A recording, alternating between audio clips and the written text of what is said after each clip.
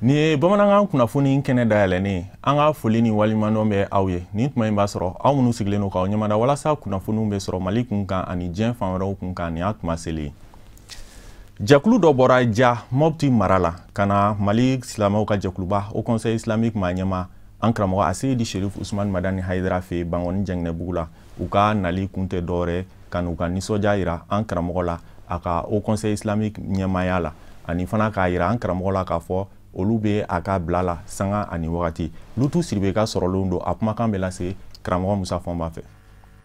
Ja ye dugu kɔrɔba ye Moti mara la dɔni duguba fɛnɛ do jakaw farala ɲɔgɔn kan ka ciden wuli kana bonyamasegin na Mali silamatɔnw ka fara ɲɔgɔn kan jɛkuluba au conseil islamique du Mali maa ɲɛma silamɛya dɛmɛtɔ ansaru ɲɛjɔyɔrɔ a Jeudi Cherif Usman Madani Haidara fɛ bonyamasegin tɛ dɔwɛrɛ ye a sugandeli min kɛra silamɛw fɛ k'a bila silamɛya ɲɛmaya la au conseil islamique du Mali u ka ladala lajɛ sabanan senfɛ avril kalo tɛmɛnen k'u ka nisɔndiya jira a la ka laban ka layidu d'a ma k'a fɔ ja bɛɛ lajɛlen bɛ a kɔ nin ko in na ja ka dugawu bɛ a ye jakaw minnu nana ja ka den minnu sigin bɛ ja kɔ ka Mali kɔnɔ Mali kɔ ka jamana wɛrɛw la olu de nana dugu bɛɛ lajɛlen cogo a la jakaw ka nin bɔɲɔgɔnya in bin bila minɛn min kɔnɔ a bin bila danbe minɛn kɔnɔ ani hɔrɔnya minɛn kɔnɔ ani silamɛya minɛn kɔnɔ bɔɲɔgɔnya in daminɛna a Jeudi Cherif Madani Haidara an taara n'a ye ja parce que a yɛrɛ balimaw n'a sinji dɔw bɛ ja a bɔ n'a ye ja ye fana bon kamina y'o taamako kelen kɛ o kɛra nisɔndiya ye jakaw bɛɛ ma jakaw ma se ka dan sɔrɔ a la ala y'a kɛ a kɛra nin ɲɛmɔgɔba in ye waati min na jakaw fana y'a ŋaniya sisan k'a daminɛ kabini Côte d'Ivoire ka taa Burkina ka taa minnu bɛɛ bɛ Bamakɔ ka fara ɲɔgɔn kan ka na bɔ ɲɔgɔn ye k'a ye bon o kɛra ne bolo nisɔndiyaba de ye a kɛra ne bolo kɔrɔtɔ ye a kɛra ne bolo wasa ye parce que i wolola dugu min na ka mɔ dugu min na n'i y'a ye olu sera ka diinɛ dɛmɛ nin cogo la ka diinɛ kɔrɔ min kun bɛ k'a wuli k'a jɔ a sen kan tan a bɛ kɛ i bolo wasa ni kɔrɔtɔ ye vraiment a kɛmɛ ka bila yɔrɔ min na dan si t'a la quoi voilà nali na an nimisi wasara fo ka taa fɔ an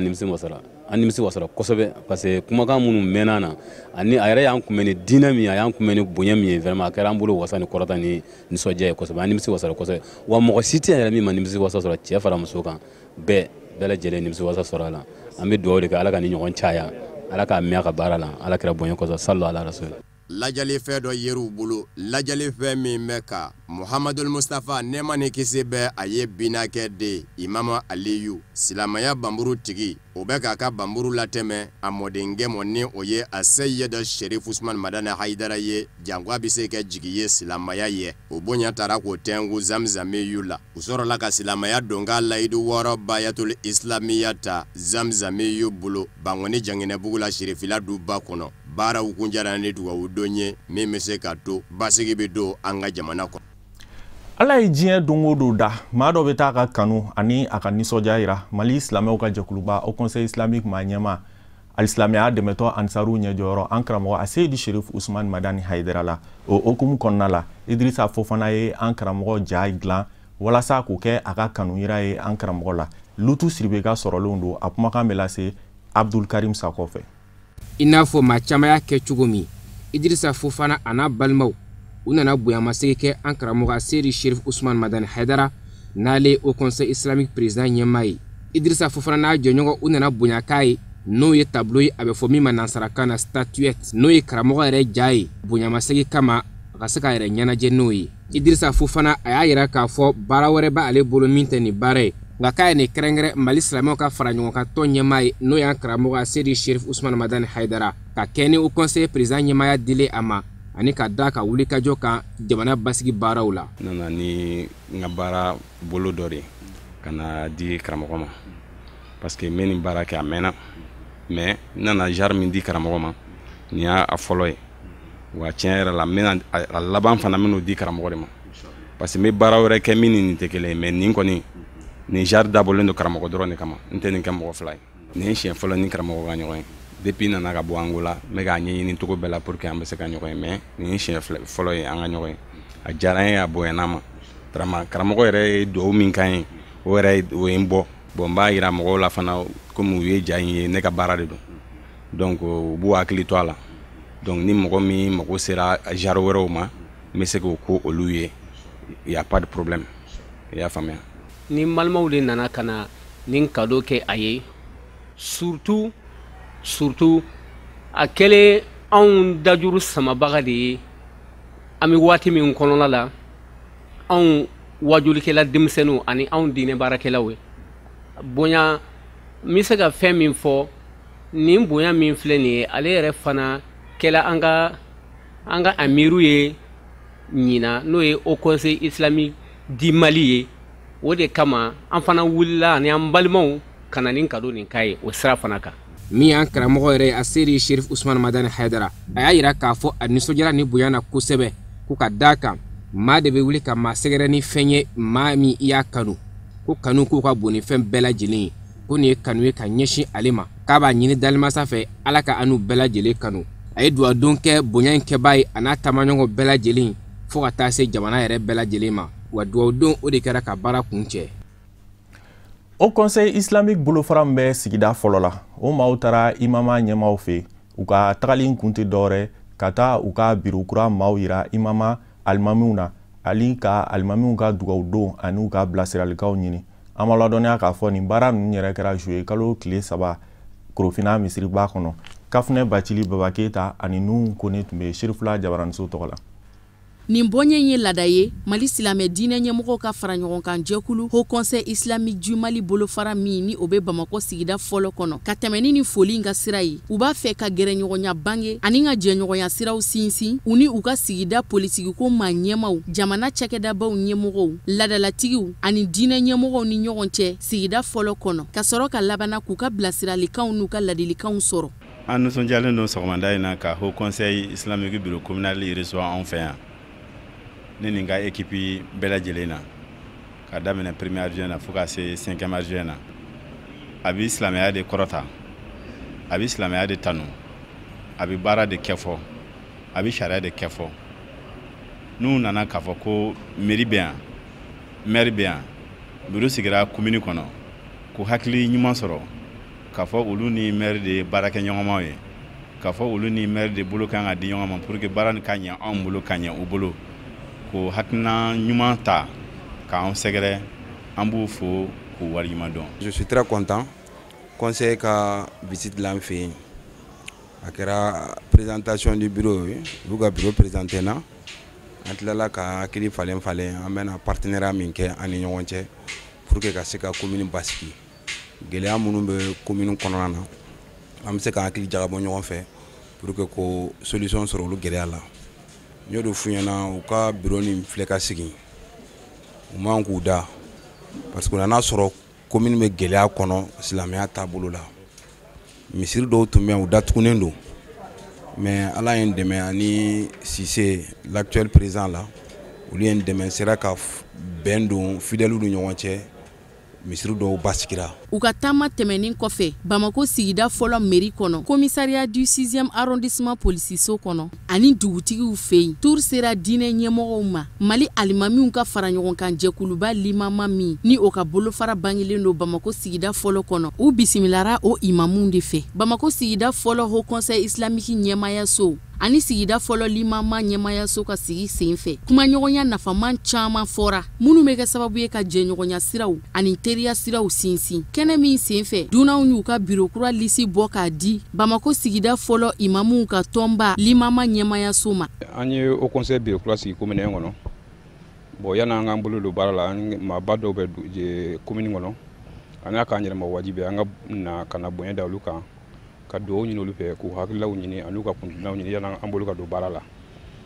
an ye dugutigiw an n'olu sigira ani commissariat sigira n'o ye policiw ye ani maire sigira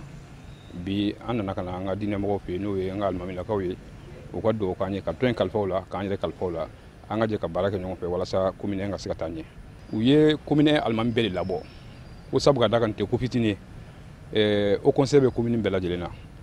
commune 1 Haut Conseil n'o taara ɲɛfɛ olu alimami minnu bɛ commune kɔnɔ olu de ka kunna wele o kuma o ye alimami bɛɛ lajɛlen wele walasa ko ka kɛ bɛɛ na bɛɛ lajɛlen ka jɛ k'i tɛgɛ don Haut Conseil kɔrɔ commune 1 kɔnɔna na walasa a ka se ka san sɔrɔ a ka yɛlɛ commune bɛɛ lajɛlen ka Haut Conseil sanfɛ o kuma na an y'o de sɔrɔ u tila k'a yira na k'a fɔ u b'an kɔ su u b'an kɔ tile n'a mago b'u la waati u b'an ka bila la o kuma o nisɔndiya de b'an na donc bɛ commune kɔnɔ o kɛlen don k'an hami kosɛbɛ donc ani alimamu ni dɛmɛ an n'olu bɛna ɲɔgɔn dɛmɛ k'o baara kɛ ani dugutigiw fo ka taa se an marabagaw ma sariya sera kan an n'olu bɛna o baaraw kɛ o kuma na o ye misiri dɔw datugulen don an bɛna fɛɛrɛ kɛ olu ka dayɛlɛ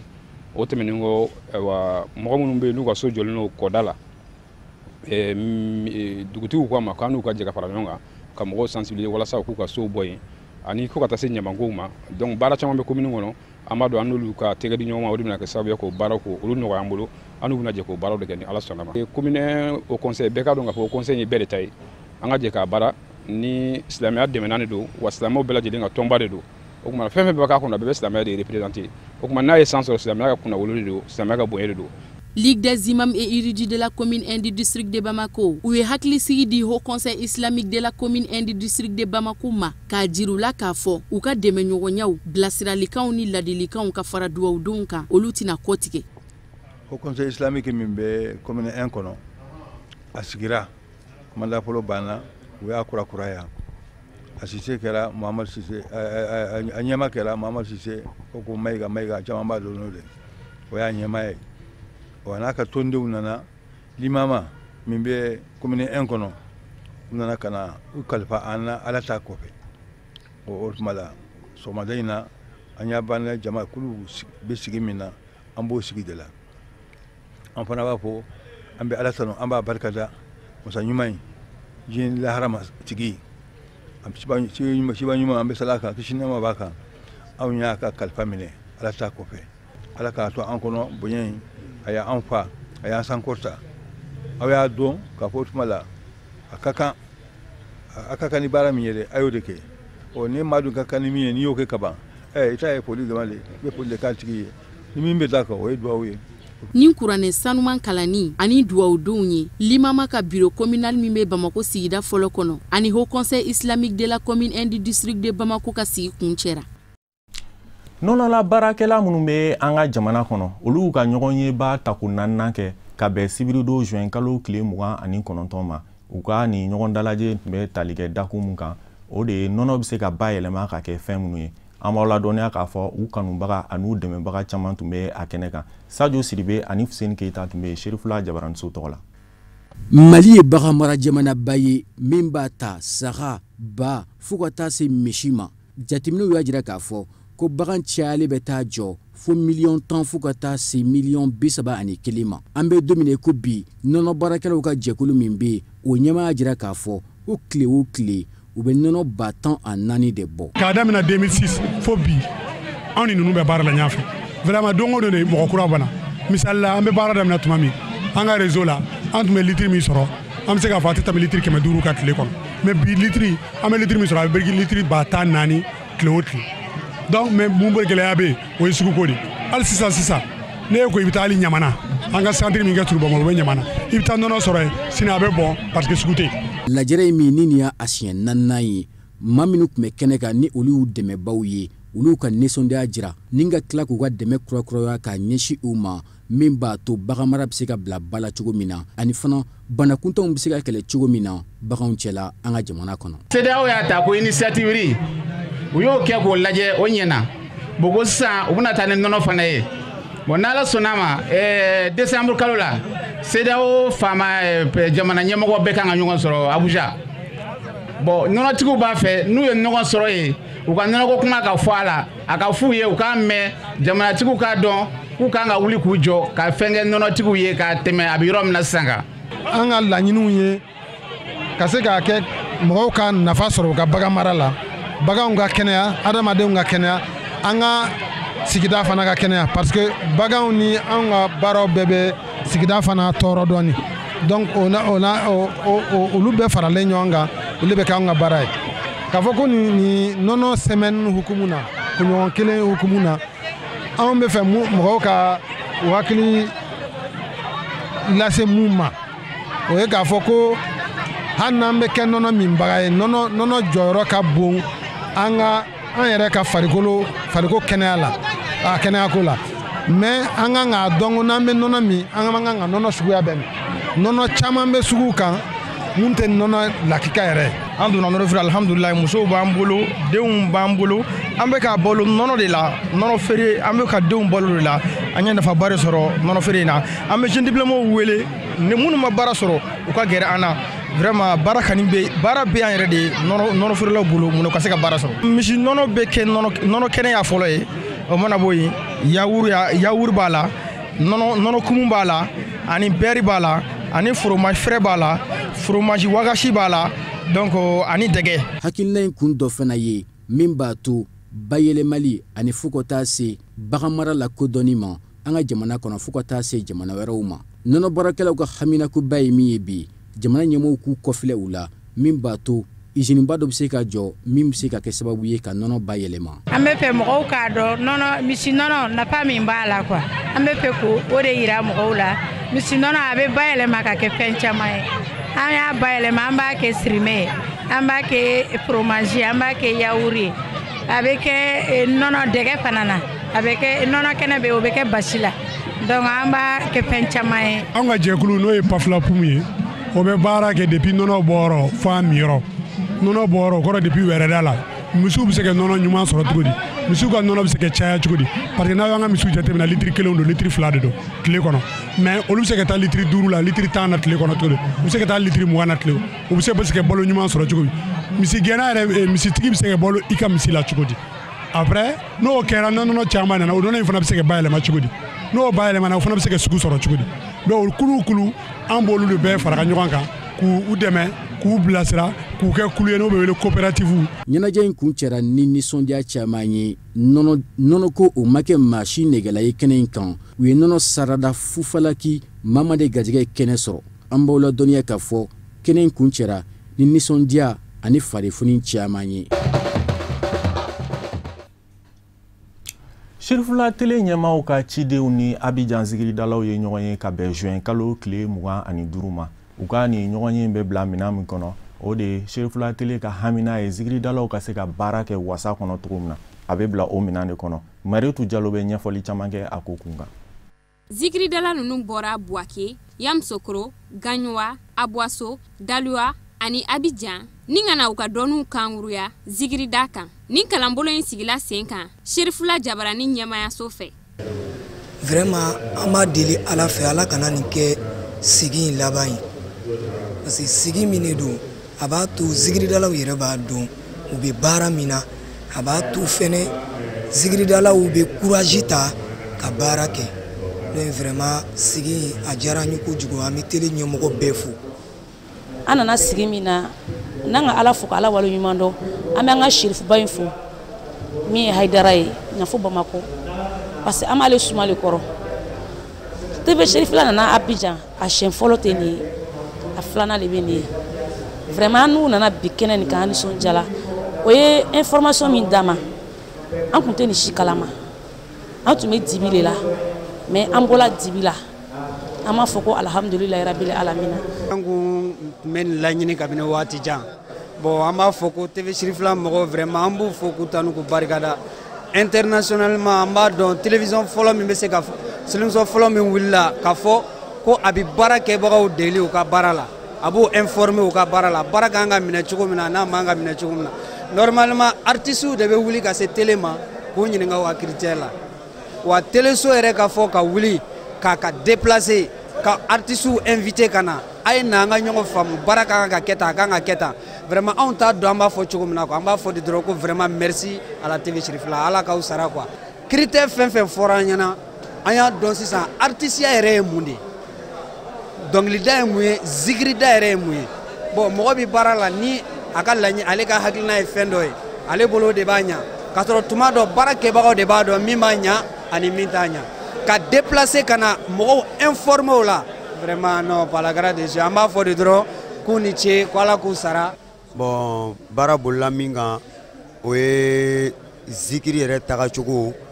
ani critères tun bɛ bɛn fɔ 13 ma an ye min o min y'a kɔnɔ alhamdulilayi a bɛɛ diyara an ye wa a y'an ɲɛfa wa an ma foyi y'a kɔnɔ fana fɔ an yɛrɛw ka ɲɛtaga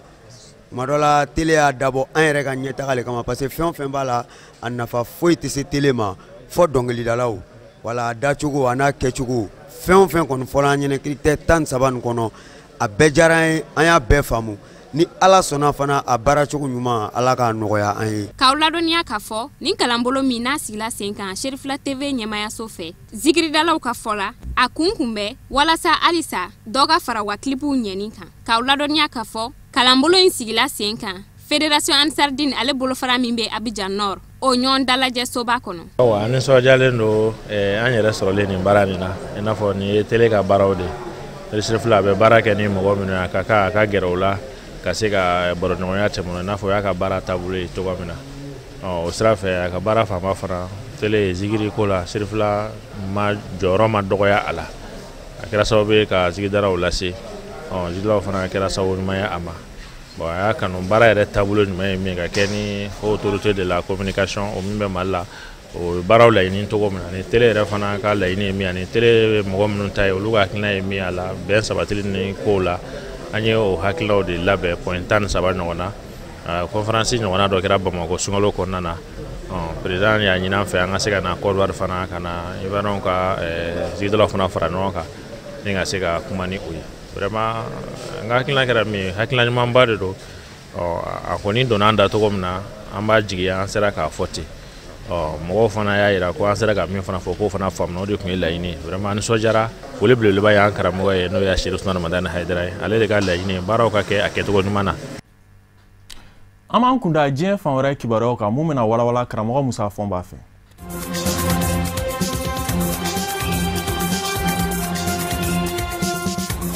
Algérikaw ka furanjɔrɔ fanga ɲɛma wale kelen sariya kɛmɛ ka maa min jira k'o k'a ye wasabulon ɲɛma Abdelkader Ben Salah ka bɛn ni araba juillet kalo tile 3 ye a ye laseli kɛ jabaraninso la min senfɛ a y'a ɲini Algérikadenw fɛ u ka lajɛ u ka sigi u ka kuma a ko sigi ka fɔba min n'u kan ka don Algérikadenw yɛrɛ dama ni ɲɔgɔn cɛ bɛɛ k'i hakilina tigɛ jamana ɲɛmayaso da tɛ don a la jamana surasiya da tɛ don a la Algérikadenw yɛrɛ dama k'a daminɛ bugudaw la ka na se fɔ duguba kɔnɔnaw la u k'a lajɛ u yɛrɛ dama ka se ka bɛɛ k'a dɔn ka ni fɛn o fɛn bɔra o sigi kɔnɔ o bɛ wale jamana kɔnɔ nka ka sinsin jamanakuntigi sigi kalata labɛn jogo kun kan bawo juillet kalo tile 4 de kun fɔra ko jamanakuntigi sigi kalataw bɛ boloda furanjɔrɔ fanga ka labɛn kadara kɔnɔ nka u ma se ka kɛ ka sabu kɛ denmisɛnninw ye mankan ci fa bɛɛ fɛ k'u ma jɛ ni furanjɔrɔ fanga labɛn jogo ye o kumana Abdelkader Ben Salah ko a b'a ɲini jamanadenw fɛ layidu min bɛ se ka di u ma jamana ɲɛmayaso kɔni bɛ labɛn bɛɛ lajɛlen sabati ɲɔngɔnbɛ in bɛ kɛ kadara min kɔnɔ u mago bɛ jɔ minɛn minnu na a n'a musaka ko jamana ɲɛmayaso bɛ jɔ n'o bɛɛ lajɛlen nka jamana ɲɛmayaso da tɛ don a kumana surasiya fana da tɛ don a kumana maa minnu bɛ jamana kɔnɔ ni danaya b'u kan fanga ɲini dɔndenw dɛ maa fa munyanenbaw don Algérie jamana kɔnɔ olu ni jamanadenw de bɛ fara ɲɔgɔn kan ka hakili jagabɔbaw kɛ an bɛ se ka mun ni mun de kɛ min bɛ bɛn bɛɛ mɔ an ka jɛ ka taa kalata ye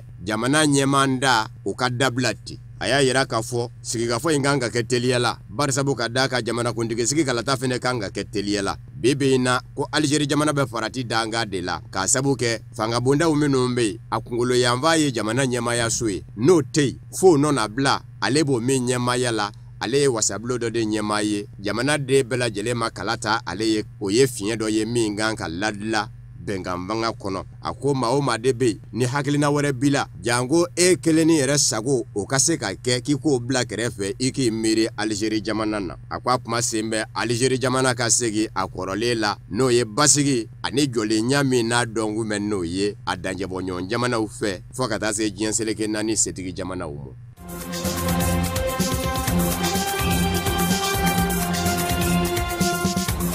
Alamisa juillet kalo tile 4 Niger duguba la Niamey farafinatɔma Union Africaine ka ɲɔgɔn gunbɛ ta ko 33 kɛnɛ bɛ dayɛlɛ nka lakana de sɛbɛ kɔrɔ don bɛɛ ka sabu kɛ Niger jamana bilama bɛ farati danga la ni bɔnɛ tigilamaw ka kɛwale ye o de kosɔn Niger dɛmɛbaw setigi jamanaw u y'a lajɛ k'u ko afa k'a to ni dɛmɛ minɛnw ye lakana minɛnw u ko fɛn min ma ko video surveillance jatalan do min bɛna ye Niger faba Niamey kunna ka jaw bɛɛ lajɛlen ta muɲuku maɲaka fɛn o fɛn bɛ kɛ bɔ bɛ kɛ a bɛɛ lajɛlen kalamo ama wladoniya k'a fɔ Niger faaba ɲamɛ bɔlɔnbaw u bɛɛ lajɛlen minɛn bɛ k'u fin lakana tigilamaw la k'a sabu kɛ jamana ɲɛmɔgɔw t'a fɛ ka ko in ni musalaka jɛ kɛlɛcɛ batani la ɲɔgɔnna de bɔn bɛ Niger ma ɲɛmɔgɔw fɛ wa bi dɔgɔkun damadɔ bɔ Niger faaba a ɲɔgɔnkun bɛ yɔrɔbaw minnu bɛ ni u ko ma ko Carrefour i b'a sɔrɔ yen fin bɛ lakana tigilamaw de la polisilakaw n'u ka kɛlɛkɛfiniw bɛ ɲɔgɔn na maramafɛn min bɛ wele ko AK-47 o dulonba bɛɛ lajɛlen la farafinatɔma Union Africaine kɔnɔ maa min ɲɛsin ma lakana ko ma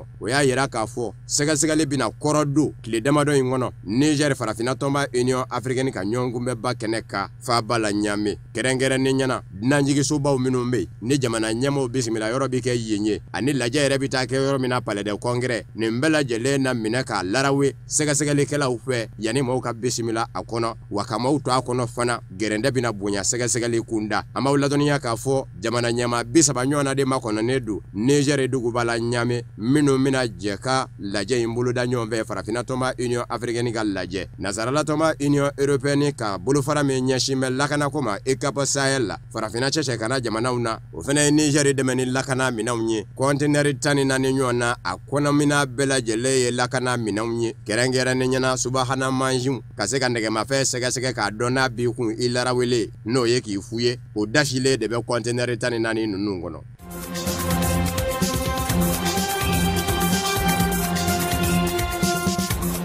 Diɲɛsereke naani tɔnba Nations Unies ɲɛmaya so jamana 15 Conseil de sécurité y'i sigi araba k'u b'a lajɛ ka kan kelen fɔ Libi jamana kunka ka sabu kɛ susuli min kɛra sani dugu cɛ Maréchal Khalifa Haftar toburu ko gouvernement kɛlɛ disi ni Fayez El Sarraj diɲɛseleke naani sedigi jamana u ka jamana ɲɛma lakodɔnnen ka kɛlɛcɛw ni ɲɔgɔn cɛ Tripoli dalalaw la k'a ɲɛsinna tunkarankew de ma tunkarankew minnu tɛ se ta nazarala u tɛ se segin u fa jamana kɔnɔ farafina ko kumana ko k'a jira k'a fɔ a bi kɔn bɛɛ lajɛlen fɛ a cogoya man ɲɛ ma mɛnna ni bɛnkɛrɛw ka diɲɛseleke naani tɔma Nations Unies ɲɛmayaso kɔnɔ Amérique jamana ye fosi k'a tɛ jɛ n'a ye k'a fɔ a ka kɔn o yɔrɔ bɛ a ko bilara ye dɔ ye jamana min kun ye ko in k'a wuli ko bɛɛ lajɛlen ka jɛ k'a kɔn ɲɔgɔn fɛ k'a fɔ tunkarankew susura sani dugu cɛ Tripoli dafɛlaw la k'a ma bɛn maa si ma o ye Peru jamana ye bawo Conseil de sécurité ɲɛmayaso min bɛ munumunu jamanaw ni ɲɔgɔn cɛ a bɛɛ ye de ka bolo kan nka maa dɔ y'a yira k'a fɔ sigi kɛra ka Amérique jamana ma kɔnɔ cogo o cogo Amérique jamana y'a yira k'a fɔ a sen dɛrɛ wa a tɛ se ka kɔn ale ɲɛna diɲɛseleke naani tɔma Nations Unies ɲɛmayaso dun kɔnɔ maa dɔw bɛ yen minnu kumana hali n'u ma sɔn tɔgɔ ka fɔ u y'a yira k'a fɔ olu tɛ ka fan kelen jaki ka fan kelen don yɛrɛ k'a fɔ k'i bɛ siran k'i da don a ko la barisabu ka d'a kan ko min kɛra a man ɲɛ de u m'a fɔ ko Maréchal Khalifa Haftar ka kɛlɛ man ɲɛ u m'a fɔ ko Fayez El Sarraj ka kɛlɛ man ɲɛ u ko min kɛra a man ɲɛ u kun bɛn'o de fɔ ka laban ka ɲini fan filaw fɛ minnu bɛ ɲɔgɔn na u ka lajɛ ka mugu mankan jɔ ka sigi ka fɔ n'u don ni ɲɔgɔn cɛ ko nin kun y'u ka laɲini de ye Conseil de sécurité kɔnɔ ko nka k'u ma Donald Trump bankun dɔn a kɔni ma dɔw y'a yira k'a fɔ kabini Maréchal Khalifa Haftar kuma ɲɔgɔnya kɔni donna ani Donald Trump ni ɲɔgɔn cɛ avril kalo camancɛ tɛmɛnen nɛgɛjuru kupe fɛ kana bila bila ni k'i bɛ Maréchal Khalifa Haftar tɔgɔjugu fɔ Donald Trump ye bɛɛ a tɛ ɲɔgɔn faamu o de kosɔn maa caman y'a jira k'a fɔ a bɛ ɲini fara Maréchal Khalifa Haftar kan ka diɲɛseleke naani sedigi jamanaw ka maa lakodɔnnen kɛlɛ ni o ye Fayez El Sarraj ye.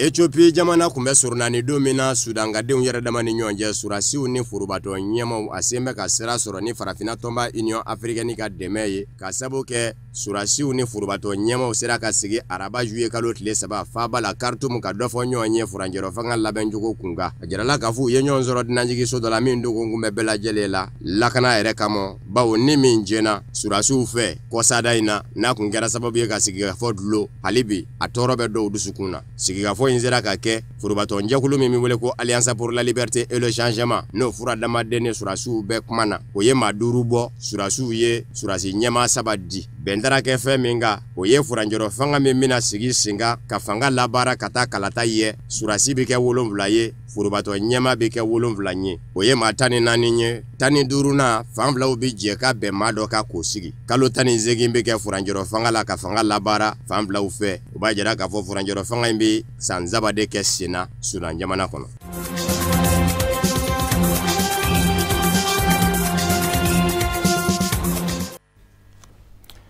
O de bɛ dan sigi bi bamanankan kunnafoniw na mun sera ka fara ɲɔgɔn kan ka bɛn ni tuma in ma kunnafoni di so ɲɛmaayaso fɛ an ni ce aw ka lajɛli la aw k'an bɛn ni Ala sɔnna a ma.